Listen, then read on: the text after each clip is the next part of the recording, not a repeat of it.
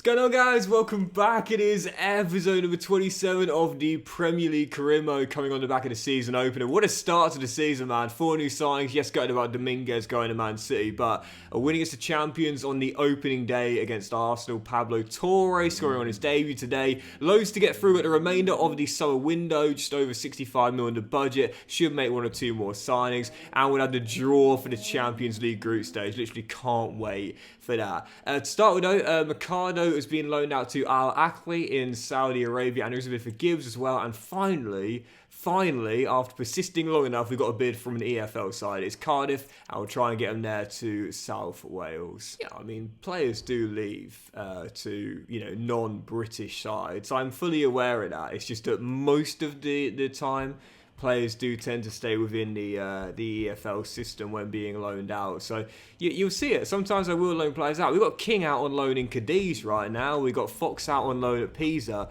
But I would prefer to keep them within the EFL if possible for more of a realistic approach. He's on his way to South Wales. Right, first game today, Wolves away at Molineux. A win on the opening day against Arsenal was nice, but last year consistency was our big problem. Let's make sure we start the season off with back-to-back wins. Come on, Fulham. Yeah, how we've been more consistent last year. I mean, put it this way, I don't think we would have been winners of the championship, but I think we possibly could have been a little closer. Oh, as Delinga smashes in his second of the year already. And what a start for Pablo Torre as well. Goal and an assist in 2 games for our new number 10. But yeah, that was the problem last year. You saw it all the time, man. Like, we flew out of the blocks. We were 7 points clear at the start of the season. I still don't know how we did that. But we had a spell during the middle of the season where we literally were like win 1, lose 1, draw 1, win 1, lose 1, win 1, lose 1, draw 1, win 1.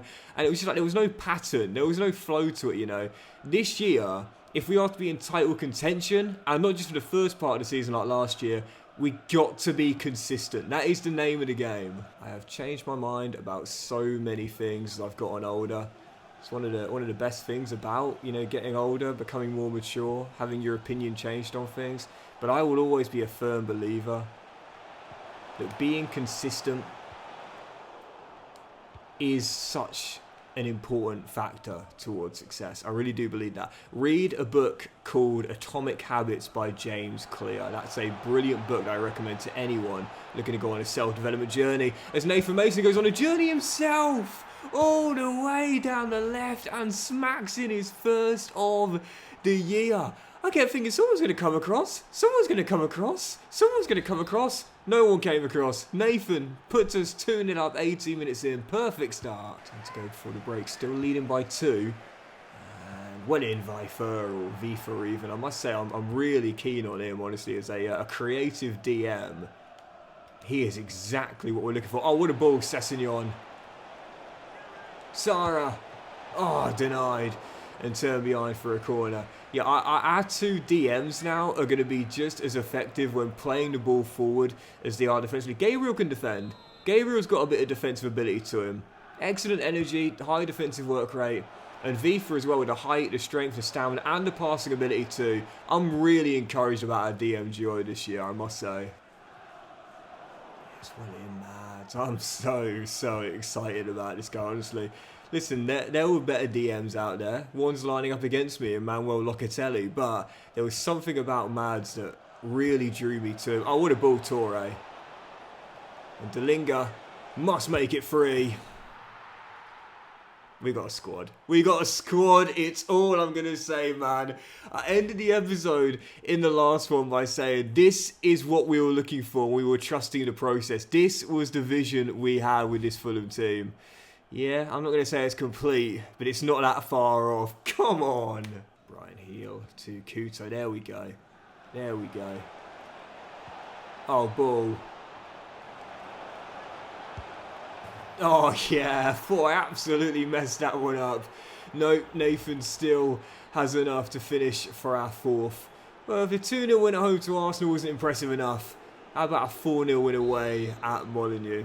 Yeah, it's safe to say we have started this season off the same way we started off last season. Absolutely flying out of the blocks. We all knew what happened last year after a red-hot start, surrendering what was a 7-point lead. Not going to take anything for granted. Great start though, can't complain about a 6-0 aggregate scoreline in our first 2 games. Let's just keep our feet on the ground though. I mean, it's 2 games in as Elliot Gibbs goes out on loan to Cardiff, so keep an eye on there. If he develops like Lance did at the Hawthorns, then I'm never going to loan anyone else anywhere but Championship sides from here. As Marseille want to take Tyrick Mitchell. Was considering him, to be fair, because I'm still not sure about Tavares or Sessegnon as our long-term starting left-backs, but I've signed Tyrick Mitchell like 4 times, and I've said before, taking on the feedback from last year, trying to sign players that I've not used before or have limited experience with. Tyrick Mitchell, I've signed him nearly about as many times as James Ward-Prowse. And you know Doxy Boy loves JWP. God, I don't know what to do, man. We've got tons of money, I don't know what to do with it. The thing that worries me is Joel Perreault as our backup striker, and I don't really trust him, to be honest. I mean, I want to, but I don't. And I got several names on the shortlist. Obviously, many players that I've never used before, such as Krstovic out with Getafe right now in Madrid. Brenner at Udinese as well. I must say I'm quite keen on Cucho Hernandez. With relegated Leicester, that is definitely a target of mine. Although I think I have signed him once or twice before. I've definitely used Nketiah a few times before. I'm really keen on Grealish. I don't know why. You might be looking at him in the shortlist thinking, Jack Grealish, 30 years old, really? That's a strange one, but I don't think I've ever signed him before, to be honest. So I'd quite like to give him a go, really. But I don't know. I think we'll just get through to the following game against Newcastle and see how we're looking after that. And so we've just got a bid for Adama Traore from Burnley. This is an interesting one now. I just turned down one for Tavares from Everton. I did say I'm not against selling him because I'm not sure what his ceiling is. But last year, of course, Sessegnon was injury plagued. So I need to have a competent left back, knowing that Ryan's probably going to go down at some point. And I don't want to sell Traore. That's the thing. Look, he's got 2 years left in his deal, so I don't have to sell him this year. And I just like him as a squad winger. 77 overall, so he's good enough for the squad. He's not going to get much game time now, but I can handle 50 grand a week. I can handle that. And Burnley back down to the Championship. I don't think it'd take a step down anyway. No, I'm going to keep him here. Right, next up, Newcastle United. Final game of the month as well. So heading into this one, looking to end it with 3 wins from 3. And have the same sort of start we had last year to close out the transfer window. Man, I'm really, really getting excited about the prospect of this year. But got to keep my feet on the ground. It's only match day 3. Long way to go. Let's get a win here, though. Come on, Fulham. Just one of those things where, like, as a fan, you can just feel it sometimes. Do you know what I mean? Like, you go into a new season, first couple of games you watch and you think, oh, we got something here. Do you know what I mean? We've got something here. It's hard to describe it. I'm sure many of you out there will know what I'm talking about. It just feels right. Do you know what I mean? I can't describe it any other way than that. First of the year for Gabriel. We might be facing him deeper this year at LCM, but he's still going to drive forward and get us goals and assists as well. Second highest scorer for us last year, and clearly he's still got that finishing ability despite being in a deep position. 22 minutes in, Fulham in front as things stand, set for 3 wins on the trot. Yeah, we can feel it. You can just feel it. It's energy, you know. It's just one of those things. I have such confidence in this team this year, but like I said, got to be consistent. Won the first 2 games, yeah, but can't slow down after that. Alexander Isak, I mean, what a player. Like, seriously, I know we talked about this last season, I think the year before as well, but what a player he is, honestly.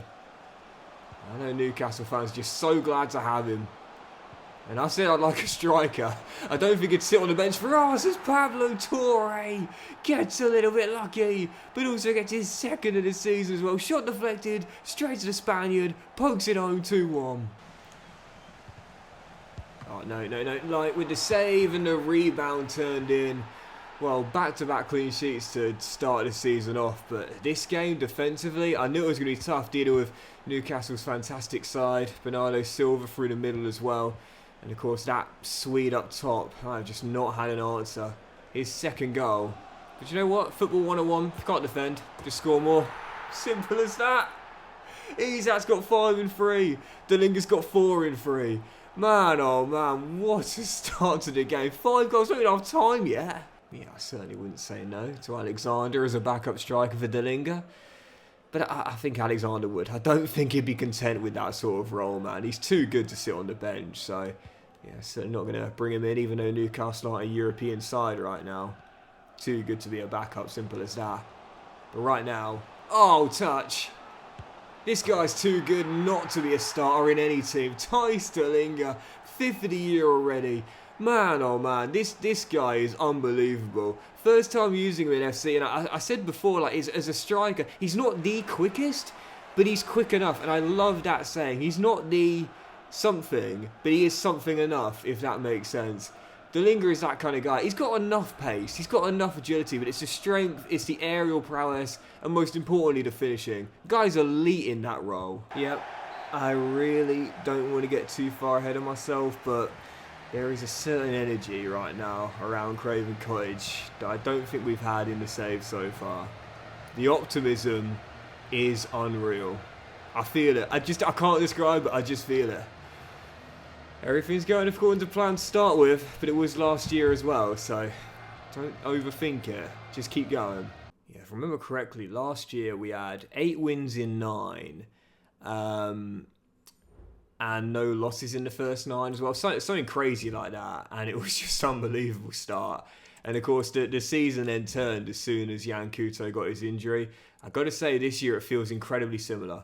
Incredibly similar. So deadline day is here. 10 hours to work out magic. But really, again, don't think we need to do anything. 65 mil in the budget. The only concern for me is this, Joel Perreault. I don't trust him as the backup for Thijs. That was the plan for that to happen, but last year didn't score me a single goal since coming in. And I wouldn't mind just someone a little bit better and someone I feel a lot more reliant on, you know, that I believe would get me a goal. That's probably it for me, just a backup striker. And again, several names on the shortlist, but I must say I'm quite keen on this guy. I've never used him before, but I know he's been recommended to me a lot in the comments since this year's FC began, especially when I was managing Luton. I saw a lot of people saying, why not give this guy a go from Montenegro? 26 years old, Nikola Krstovic, 85 strength, 87 jumping, and again, to me, just looks like the perfect stand-in for when Thijs de Linge needs a breather.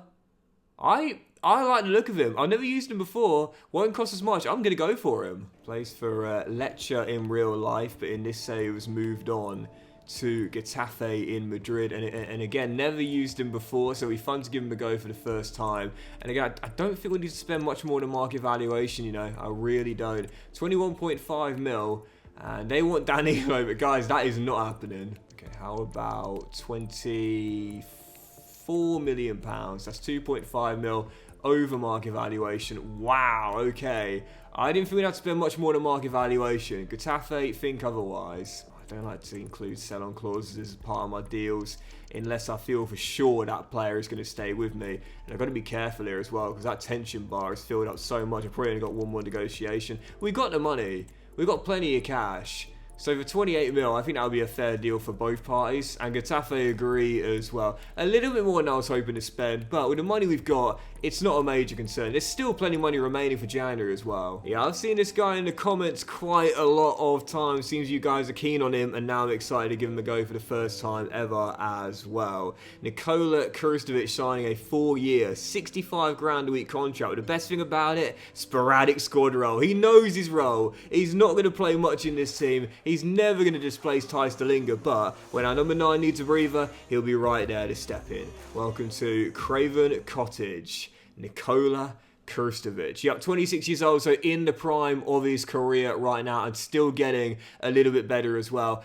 And like I said a moment ago with De Linge, when I said, you know, he's not the quickest, but he's quick enough, you know. This is kind of the same thing with Nikola. He's not the quickest. You know, if you've been watching me for a while, you know I like those strikers that are electrifying in terms of pace. With Fulham, we're doing something different. We're looking more for stronger type of players that are also good in the air as well, as opposed to quicker players that can run in behind. Driving's different here with Fulham, and as things stand, what can I say? It seems to be working, at least right now. I'll keep him on balanced. It will take him 23 weeks to grow a rating, but that's totally fine with me.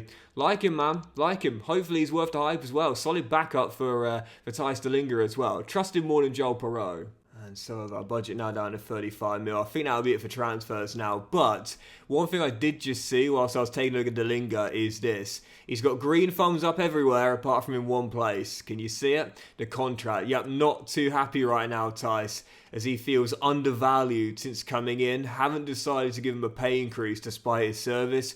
I think now he definitely deserves it. 51 grand a week means he's earning less than Joel Perreault, who didn't score a single goal for us last year, and less than a man who's literally just come in. That's not fair. If we want to keep Tice Delinga happy with 3 years left in his deal, we've got to give him a contract extension. Not only that, but it'll also deter interest from big clubs as well. Haven't had a bid for the guy yet, to be fair, but I'm not going to let a bid come in. No, I'm bringing this guy into my office, tying him down to a longer deal, and also making sure he knows his worth. He's our number 9. He's our star striker. He should not be our 3rd highest earner as a forward in this team. So with an extra 2 years, that'll take it up to 5 years total. Big release clause, but I'm still going to deny it anyway. And 92 grand a week. It's a lot of money, but if anyone deserves it in this team, it's Gabriel Sara. But also Tice Delinga as well. 92 grand a week for our Dutch number 9. Oh my goodness gracious me. Can you come down to 100 grand a week? Can you come down, mate, please? 100 grand a week. In fact, less. Come on, less than that. When I'm doing an RTG, I never like to put players on 100 grand a week. You always remember the first player you put on 100 grand a week plus, but Tice Delinga probably deserves it, but he's not going to get it. It is still a massive increase, though. Almost double he's on right now. 95 grand a week, 2-year extension. Tice Delinga, Fulham's number 9, is going nowhere. Yep, that'll do me for deadline day. Please, just the one new signing coming in. Extended the contract to Delinga, probably the best part of deadline day, really. And I'm liking the team, man. 5 new signings for the season. Obviously, it was gutting to sell Dominguez as Palace put a bid in for Tavares in the final hour. Couldn't get it to go through anyway. Not enough time, but even so, yeah, I'm liking the team. First 11's looking good. We've added the quality we were looking for, and we got a bit more squad depth as well. So the top deals on deadline day. Okay. Kai Havertz joining Crystal Palace for 87.7 mil. You know, it's a career mode transfer, so you can never be too surprised by them, but sometimes they just catch you out. Do you know what I mean? Fair enough. Nicola Rivera to Atletico for 82.7 mil, and Christian Romero joining Man City. Oh Lord, they coming. Oh Lord, they coming. 78.4 mil move from Juve as he links up the Etihad with our former player Nicolas Dominguez and his compatriot. I'm worried about Man City this year. Sick for last season. They're going to do a lot better than that this year. But our academy now, just the 3 players in there after the promotions in the last episode. Zachary Thompson, Devlin, and also Duggan, the Northern Irish lads there. I mean, to be fair to Havertz, like he has struggled for consistency. Unless say hypothetically he really fell off. And I mean he really fell off. Don't forget we had 3 full seasons in the save right now. Moving within London, I mean... Yeah, I mean, like I said, I'm just trying to justify it, really. If he really fell off, but the problem is he hasn't fallen off. That's the thing. Within the save, I think he's 87 overall now. So it's like, yeah, if he'd like had a massive drop off and gone down to like 78, 79 overall, I could probably see it. But interesting, very, very interesting to see at the very least. Anyway, let's do it then. Let's do it, mate. I'm buzzing for this. I've been waiting for it since the season began. The draw for the Champions League group stage. Fulham going into it for the first time ever, and we've been drawn against. I'm so excited for this. Where are we? Okay, all right. I think we can get through that. Juve. Athletic Bilbao and Sturm Graz as well. So we got the old lady who I think will probably target top spot. And don't forget, this is the class thing about having Juve is obviously they were part of the Europa League run back in 2010 with Fulham. Athletic Bilbao, so I think we can get through that. I won't say we're favourites to top it, but I think we can get through that. Oh, and by the way, totally forgot about this. Slipped my mind completely, but France were winners of the World Cup this year. Man, oh man, their dominance continuing in international football there, beating England in the final to win the World Cup. So there you go. Right, let's do 2 more games to end the episode there, and we'll start with this one, West Ham away, as we try and continue what has been a dream start to the season for our 4th win in a row in the Premier League. Let's keep this going. Come on, Fulham. Sorry about the kits, by the way. I literally just pressed play match by accident. before I had a chance to change the kits or lineup. To be fair, though, no change to the lineup needed because right now we are flying. But hopefully the kits matching isn't going to be too bad here. It isn't to start with because it's going to wield us a goal. No, it's not. Jamie almost getting his first. Is coming in denied by Nathan Trott. I've seen in this save, West Ham have just consistently started Nathan Trott. Fair play, giving him the game time. And clearly he's not letting him down. Just Taylor all day. There we go. Back to Lance. Easy money. And with the kicking ability he's got, no problems passing out a bit back with Lance. He's not going to misplace a pass. 98 kicking. It is, by the way, for those curious, it is still held at 98. So, yeah, I don't know if we're going to be able to remove that hold there. As Bino Gittins is denied by Nathan Trott once again.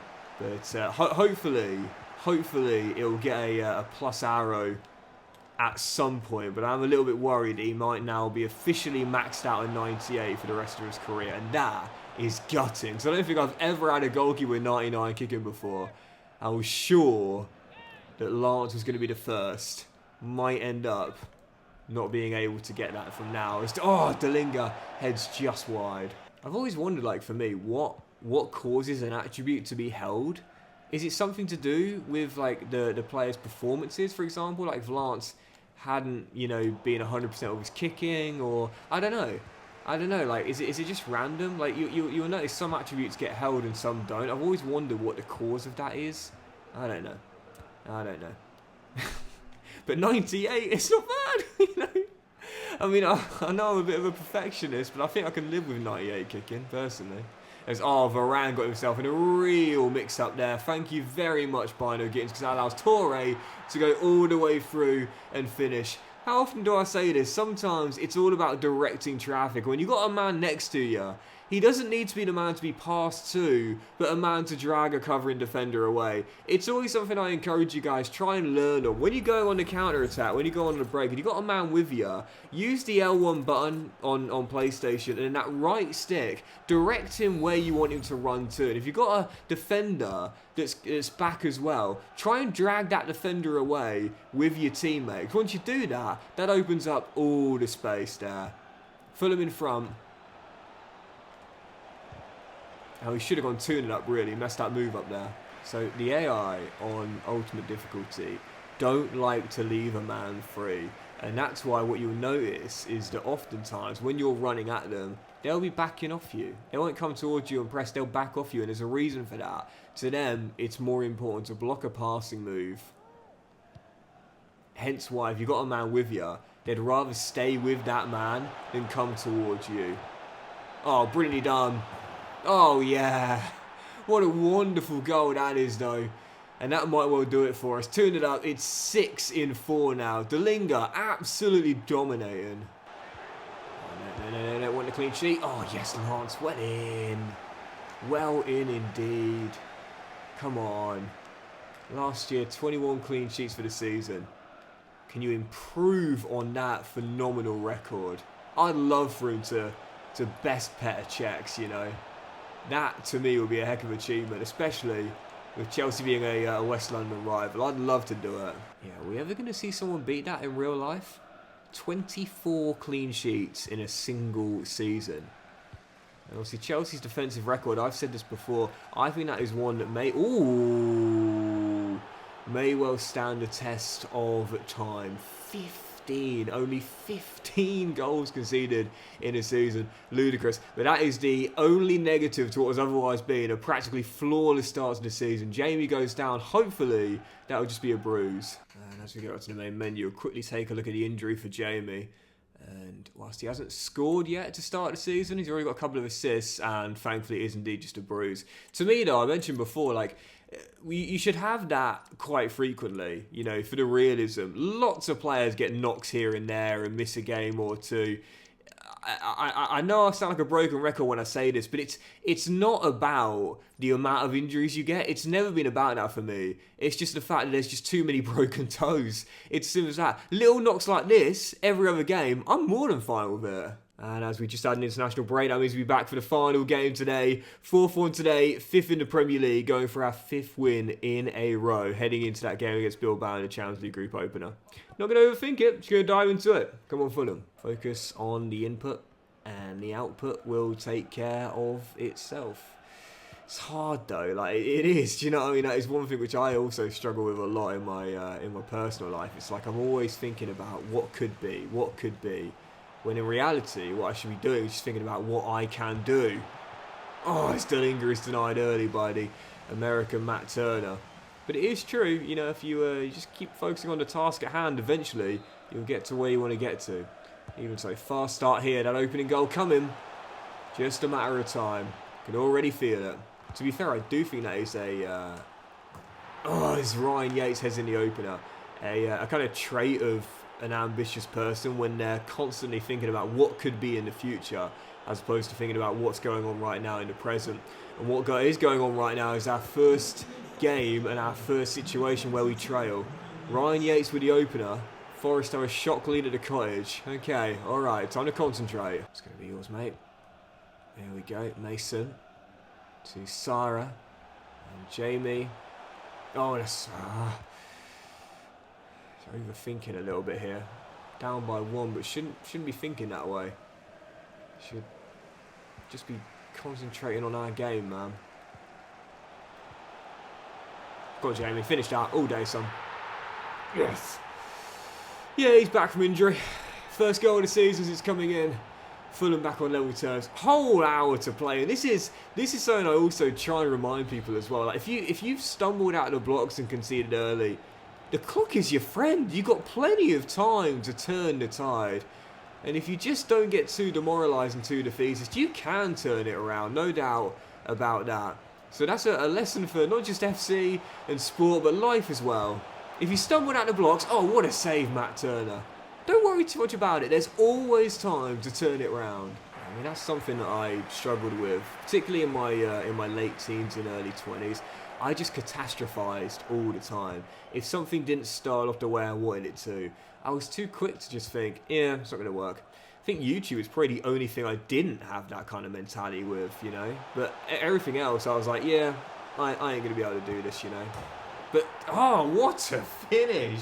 The truth is, like, resilience is what everyone is going to need at some point in their lives. And the quicker you can build that muscle of resilience, the better you're going to be long term. No doubt about it. Nathan Mason, though, what a start to the season. 2 goals already. I think he only got 3 goals all season long last year. He's only one off matching that 5 games into the campaign this year. But yeah, might have trailed early, but he's had so much time to turn this round. It's exactly what we've done. And as Vifa wins that back here, this should be free. Ball. Touch. Oh, yeah, babe. Oh, no. Oh, man, if you've been watching me for a while, you know I always used to chip the ball. Now it's so much harder to execute, and rightfully so, because it is a difficult thing to pull off. When it does come off, it's so sexy. Off the woodwork, still leading by just a 1. We've got a trip to Spain. Oh, yes, William Taylor. On Wednesday, so I would like to take my starters off at some point, but until we've got that 3rd goal, giving ourselves a cushion, I don't want to do it just yet. It's coming. Oh, Nathan, brilliant. There it is. And he can come off, this man can come off, because this game is surely over. Fulham 3-1 up, and the winning run going to get extended. I'm mindful of the fact last year we had a similar start to this. 8 wins in our first 9 games and we're topped by 7 points. We can't get too full of ourselves, but it's hard not to get excited after winning our first 5 games in a row in the Premier League as our 100% start continues, as does Crystal Palace's as well. Now I can see why Kai Havertz decided to sign. The question is, can we keep this form going into Europe? We'll have our first Champions League game ever in the next episode, where we'll take on Athletic Bilbao away in our first 3 games of the group stage in the next one. Because that'll do it today, guys. Big fan of watching the episode. Really hope you have enjoyed it. If you have, then please do drop a like. Once off, you'll have a fantastic day, and we will return in the next one with more games in the Premier League. The Carabao Cup 3rd round away against the Tigers, Hull City in the northeast of England, and of course, course, the first 3 games of our first ever Champions League season. Have a great day, guys. Much love to you all, and I'll see you for the next episode, a historic one for Fulham, very soon.